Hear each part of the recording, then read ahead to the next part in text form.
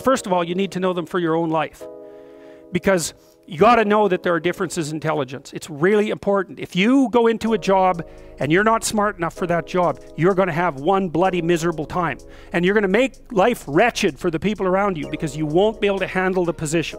And as you climb hierarchies of competence, the demand on fluid intelligence increases.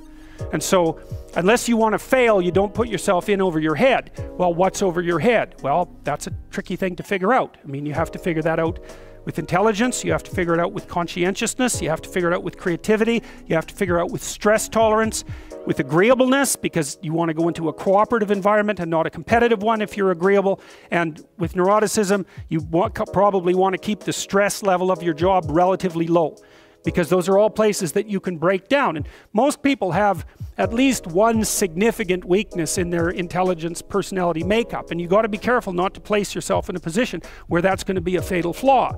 But what you really want to do, as far as I can tell, if you want to maximize your chances for both success and let's say well-being, is you want to find a strata of occupation in which you would have an intelligence that would put you in the upper quartile. That's perfect. Then you're a big fish in a small pond. And you don't want to be the stupidest guy in the room. It's a bloody rough place to be. So, and you probably don't want to be the smartest guy in the room either, because what that probably means is you should be in a different room, right? You should look at a place where if you're right at the top, you've mastered it. It's time to go somewhere where you're a little lower so that you've got something to climb up for. So, and if you're not hyper conscientious, for example, you're probably not going to want a job that you have to work 70 hours a week at, because you're just not wired up that way. You'd rather have some leisure, and like, more power to you. If that's how you're wired up, there's nothing wrong with having some leisure.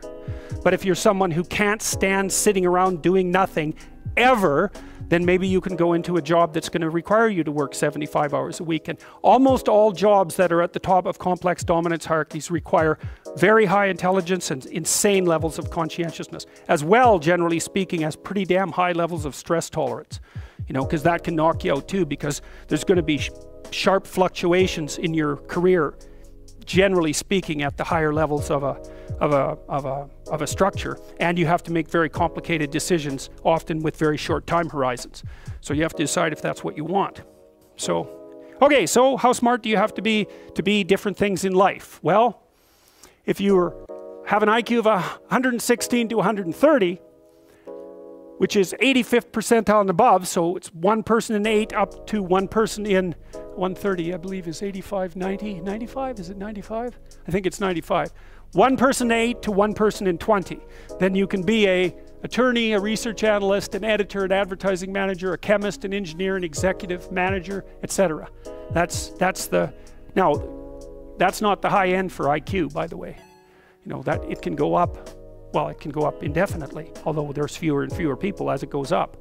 So if you want to be the best at what you're doing, bar none, then having an IQ of above 145 is a necessity, and maybe you're pushing 160 in some situations, and maybe that's making you one person in 10,000 or even one person in 100,000. And then also, to really be good at it, you probably have to be reasonably stress tolerant and also somewhat conscientious. So you know, people, when you think, well, why is it that smart people are at the top of dominance hierarchies? And the answer to that, in part, is because they get there first, right? I mean, everything's a race, roughly speaking, and the faster you are, the more likely you are to be at the forefront of the pack, and intelligence in large part is speed. That's not all of it is. So if you're moving towards something difficult rapidly, the faster people are going to get there first. So IQ of 110 to 115, so that's 85th to 73rd to 85th percentile. Copywriter, accountant, manager, sales analyst, general manager, purchasing agent, registered nurse, sales account executive. If you look at universities, the smartest people they're above this. Who are the smartest people at university? What do you think? Mathematicians, physicists and mathematicians, right. 103 to 108 is slightly above average, right? 60th to 70th percentile. Store manager, bookkeeper, credit clerk, lab tester, general sales, telephone sales, accounting clerk, computer operator, customer service rep, technician, clerk, typist. So you see, at this level, people have some technical skill and some ability to deal with complex things. Okay, that's dead average. 100 is average. Dispatcher in a general office, police patrol officer, receptionist, cashier, general clerical, inside sales clerk, meter reader, printer, teller, data entry, electrical helper. 95th to 98. Machinist, food department manager, quality control checker, security guard, unskilled labor, maintenance, arc welder, die setter, mechanic. Good IQ range for relatively qualified tradespeople. 87 to 93. Messenger, factory production worker, assembler, food service worker, nurse's aide, warehouseman, custodian, janitor, material handler, packer. Now, what you're starting to see is that as you move down the hierarchy, the jobs get simpler, they're more likely to be assigned by other people, or they're repetitive. Because what IQ predicts to some degree is how rapidly you can learn something, but once you've learned it, it doesn't predict necessarily how well you do at it. And so the more repetitive jobs people with lower IQs are more suited to more repetitive jobs. Under 87, is there something? Well, no. Right. That's a big problem. And it's something our society has not addressed at all. Jobs for people with IQs of less than 85 are very, very rare. So what the hell are those people supposed to do? It's like it's 15% of the population. What are they supposed to do? Well, we better figure it out, because one of the things that's happening too is that as the high IQ tech geeks get a hold of the world, the demand for cognitive power is increasing, not decreasing, right? You want to be a teller?